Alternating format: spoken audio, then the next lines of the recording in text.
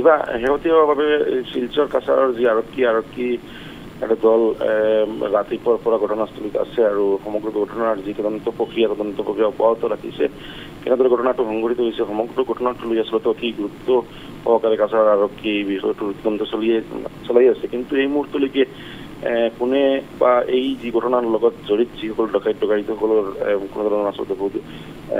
তথ্য এতিয়ালৈকে পোৱা নাই বা কোনো দৰকাৰৰ কোনো খবৰ এই মুহূৰ্তলৈকে অহা নাই কিন্তু কাছাৰ আৰক্ষী অতি আশাবাদী আছে যিসমূহ ডকাইতসমূহ গ্ৰেপ্তাৰ কৰিব বুলি যোৱাকালি নিশা এই ঘটনাটো সংঘটিত হৈছিল বা এই জয়পুৰৰ এইগৰাকী এজন প্ৰতিষ্ঠিত ব্যৱসায়ী এই সুৰজ চন্দ্ৰ এই ব্যৱসায়ীজনৰ ঘৰত 9জনীয়া এটা ডকাইতৰ দল প্ৰৱেশ কৰিছে বুলি ব্যক্তিজনে জনাইছে আৰু ডকাইতৰ দল আচলতে ঘৰত প্ৰৱেশ কৰি গ্ৰিল যি আছিল ঘৰৰ গ্ৰিল ভংগী ভিতৰলৈ প্ৰৱেশ কৰিছিল আৰু যি তাণ্ডৱৰ ভিতৰত তাণ্ডৱ চলাইছিল প্ৰায় ঘণ্টা জুৰি তাণ্ডৱ চলাই নগদ অৰ্থসহ বহু লক্ষ টকাৰ আচলতে অলংকাৰ লৈ গুচি গৈছিল যোৱাৰ সময়তে শূন্যলৈ গুলীচালনা কৰিছিল ডকাইতৰ দলে 9জনীয়া যি ডকাইতৰ দল আছিল ডকাইতৰ দলটো আচলতে সেনা পোছাকত আছিল বুলি পৰিয়ালৰ লোকসকলে আমাক জনাইছে আৰু এই সম্পূৰ্ণভাৱে আচলতে তেওঁলোকে হিন্দীত কথা বাৰ্তা পাতি আছিল বুলি যি পৰিয়ালৰ লোকে আমাক জনাইছে কিন্তু আটাইতকৈ যি ডাঙৰ প্ৰশ্ন এয়া হৈছে যে যিটো অঞ্চলত ঘটনাটো সংঘটিত হৈছে এয়া হৈছে অসম মণিপুৰ সীমান্তৱৰ্তী অঞ্চল জয়পুৰ অঞ্চলটো আৰু অতি কাষতে আচলতে মণিপুৰ যি সীমান্ত আৰু সেয়াহে এই অঞ্চলত সদায় এনেদৰে ঘটনা সংঘটিত হৈ থাকে বুলি বা মণিপুৰী যিসকল আচলতে বিভিন্ন নিষিদ্ধ সংগঠনৰ যিসকল আছে সদস্যসকল কেডাৰসকলে সময়ে সময়ে এনেদৰে অপ্ৰীতিকৰ ঘটনা সংঘটিত কৰি থাকে বুলি স্থানীয় লোকসকলে মকসুদ চৌধুৰী আপোনাক এই মুহূৰ্তত ধন্যবাদ জনাইছো আৰু আমি জনাইছো কাছাৰ সংঘটিত হৈছে চাঞ্চল্যকৰ ডকাইতি কাণ্ড আৰু ইতিমধ্যে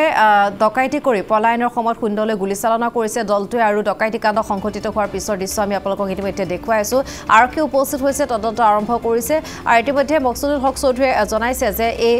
ডকাইতি কাণ্ডৰ শেহতীয়া কেনেধৰণৰ তথ্য বা কোন জড়িত থাকিব পাৰে বা পূৰ্বে এনেধৰণৰ যিসমূহ ঘটনা সংঘটিত হৈছে আৰু এই ঘটনাৰ লগত তাৰ কেনেধৰণৰ সামঞ্জস্য আছে সকলোখিনি তেওঁ বিস্তৃতভাৱে জনাইছে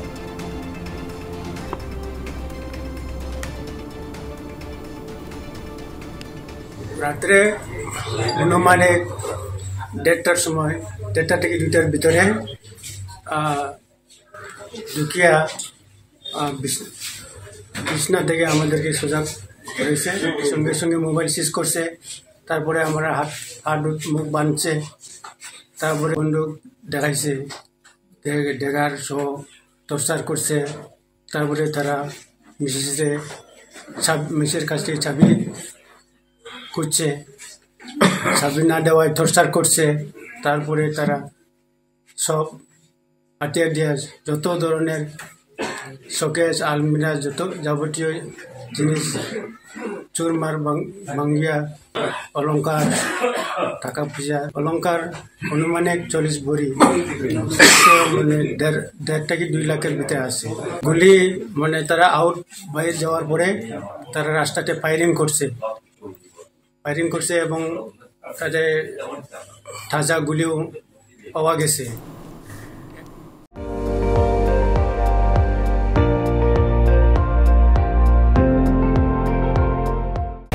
আপুনি চাই আছে ND24 সৰ্বশ্ৰেষ্ঠ নহয় সৰ্বোত্তমৰ দৌৰ